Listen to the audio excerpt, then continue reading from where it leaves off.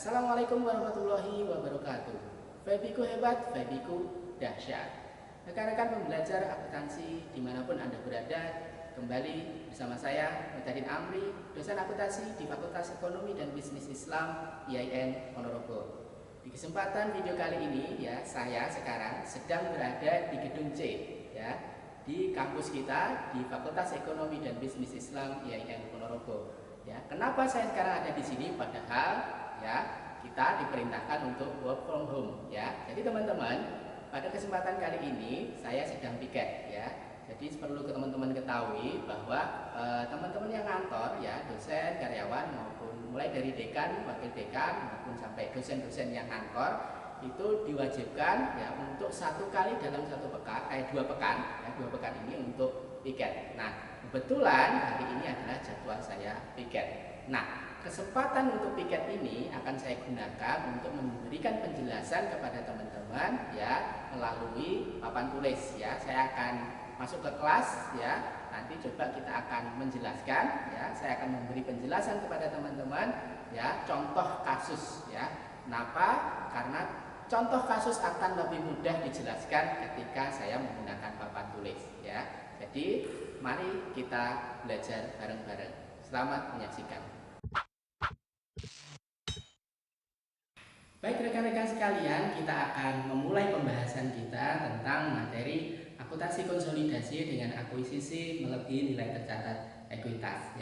Untuk teman-teman perbankan syariah semester 4 angkatan 2018 itu bisa sebelumnya sudah menyimak penjelasan dari saya lewat audio di WhatsApp dan penjelasan lewat PDF presentasi yang sudah saya share di grup WA rekan-rekan semuanya. Nah, di video kali ini saya akan mencoba kembali menjelaskan ke teman-teman mumpung saya lagi piket hari ini, saya lagi di kampus, maka saya akan gunakan kesempatan ini untuk memberikan penjelasan melalui papan tulis, sekaligus mengobati rasa kangen saya untuk ngajar.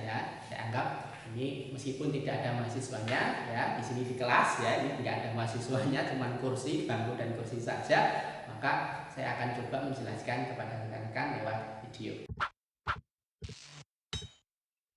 Kita tahu teman-teman bahwa perusahaan itu ketika mengakuisisi perusahaan lain dalam prakteknya itu sangat jarang sekali investor itu mengakuisisi investi itu sama dengan nilai tercatat ekuitas investi di dalam laporan keuangannya investi atau sesuai dengan nilai bukunya investi.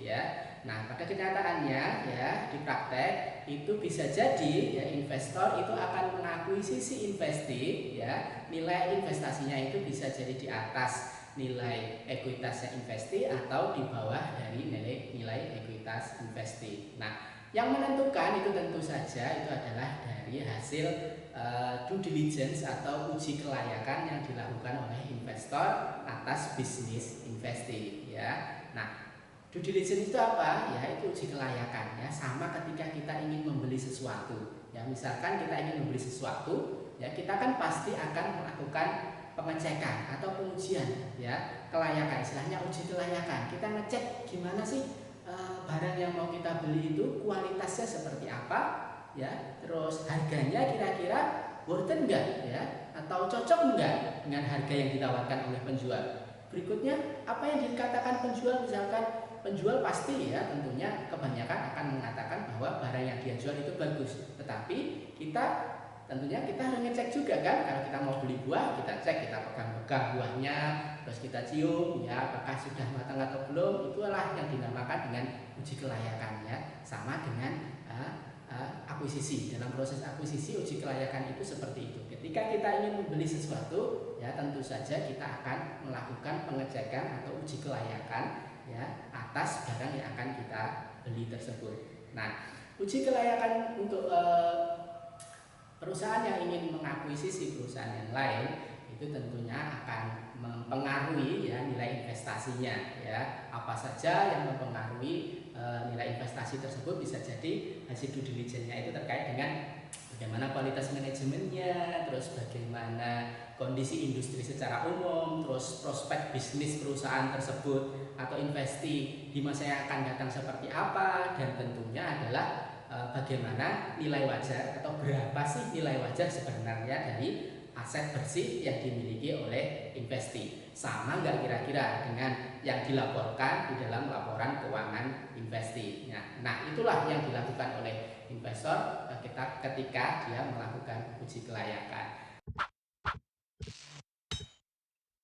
Dalam materi akuntansi konsolidasi dengan akuisisi melebihi nilai tercatat ekuitas, ya, di dalam buku kita mengenal beberapa istilah, ya, yang teman-teman itu harus benar-benar memahami terminologi tersebut, ya. Terminologinya apa saja? Ya, yang pertama kita lihat di sini itu adalah konsiderasi nilai wajar. Yang kedua adalah nilai wajar aset bersih, dan yang ketiga adalah nilai buku aset bersih. Nah, apa itu konsiderasi nilai wajar? Ya, konsiderasi nilai wajar itu kalau gampangnya teman-teman itu adalah nilai akuisisi dari investor atas investasi, ya, atau imbalan yang dialihkan investor untuk mengakuisisi investasi itu adalah konsiderasi nilai wajar. Nah, kenapa kok dinamakan konsiderasi nilai wajar? Ya, karena nilai akuisisi dari investor atas investasi itu tentunya ditentukan dari hasil uji kelayakan tadi, ya, makanya dinamakan dengan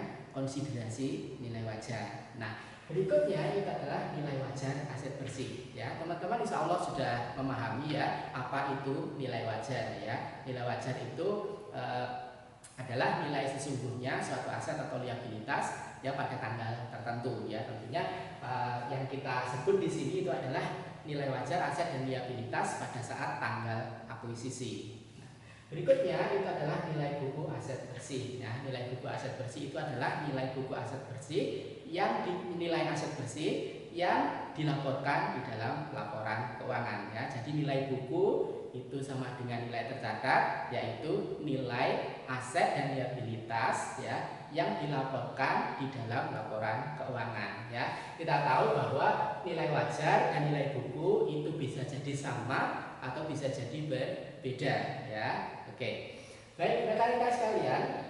Nah, apa sebenarnya hubungan antara ketiga terminologi ini? Apa hubungan antara konsiderasi nilai wajar aset bersih, dan nilai buku aset bersih di dalam, ya, akuisisi, ya. Nah, di dalam akuisisi, ya, nah, ketika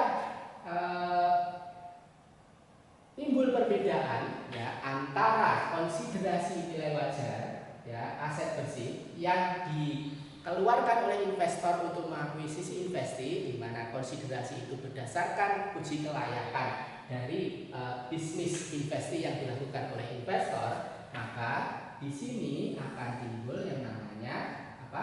Ya, diferensial, ya, diferensial, ya.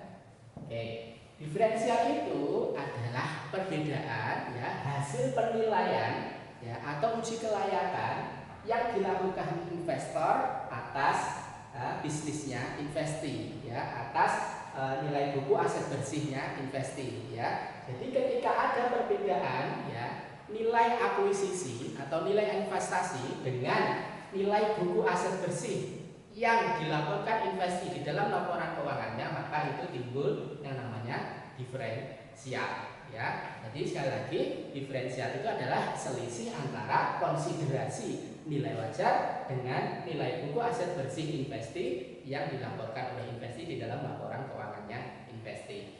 Selanjutnya, ini adalah apa hubungan antara nilai wajar aset dengan konsiderasi nilai wajar. Ya, selisih antara konsiderasi nilai wajar, ya, atau nilai akuisisi dengan nilai wajar aset bersih yang sebenarnya dari yang dimiliki oleh investasi, maka itu timbul yang namanya, ya, goodwill, ya. Oke. Ya, timbul namanya goodwill. Goodwill itu adalah selisih antara nilai akuisisi, ya, atau konsiderasi nilai wajar dengan nilai wajar aset bersih, ya. Jadi investor itu mau membayar lebih tinggi, ya, daripada nilai wajar aset bersih yang sebenarnya dimiliki oleh investasi, ya. Maka di situ timbul yang namanya goodwill. Nah, selanjutnya ini adalah perbedaan antara nilai wajar aset bersih dan nilai buku aset bersih, ya. Ini sama istilahnya, tidak ada istilah barunya, yaitu adalah selisih atau perbedaan antara aset yang diakuisisi oleh aset bersih yang diakuisisi oleh investor ya dengan nilai wajar aset bersih yang diakuisisi oleh investor pada tanggal akuisisi dengan nilai buku aset bersih yang dilaporkan oleh investi di dalam laporan keuangan investi.